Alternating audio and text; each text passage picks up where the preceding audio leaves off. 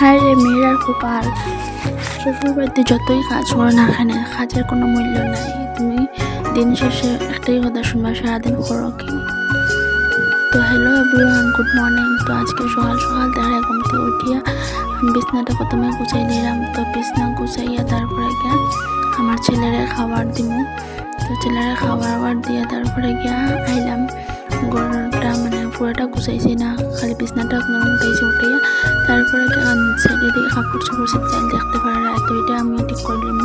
করিয়া আমার ছেলের ভিজা কাপড় যেটা নাচলো ময়লা করা ওটান ধুইয়া দিতাম, আগলিয়া রাখলাম। আর বিছনাটা গুছাইয়া তারপরে গিয়া ঘরটা ঝাড়ু টাড়ু দিলে ঝাড়ু টাড়ু দিয়া মানে পরিষ্কার করলাম। আর আমার একটা শখ যে ঘুম থেকে উঠে বাইরের কাজ করে স্নান করে রান্না করার ঢুকে সারলে ঘর গুছানি হয় না, আর থাকে যায় ঘরটা।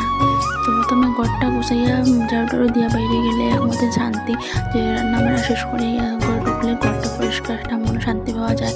নাহলে ঘর গুছানি না থাকলে একদম ভালো লাগে না, আর মানে কাজের প্রতি আলসি হয়ে যায়, কাজ করতে ইচ্ছা করে না তখন। আর তার লেগে প্রথমে আমি ঘরটা গুছাই না, সব মেরে ঘুম থেকে উঠে বিছনা ঘরটা আগে মানে গুছাই, তারপরে গিয়ে বাইরের কাজ করে। তো আমি ওরকম হয়ে গেছে। প্রথম তো একটু লেট দিতে মনে উঠতে আর বেরিয়ে দিতাম, কিন্তু তখন অন্য ঘরটা অগুছাল ফেললে বড় অশান্তি করতে শরীরের মধ্যে। তখন দেখা যায় আমি ঘরটা গুছাইলে যে আমার ঘরটা একটু ছোট্ট, মানে ঘরের জায়গা কিচ্ছু নাই, দরজার সামনে থেকে ঘুরিয়ে লাস্ট দিকে দরজার সামনে এসে ওরকম অবস্থা একটু ছোট্ট। তো ঘরটা গুছাইছি, গুছাইয়া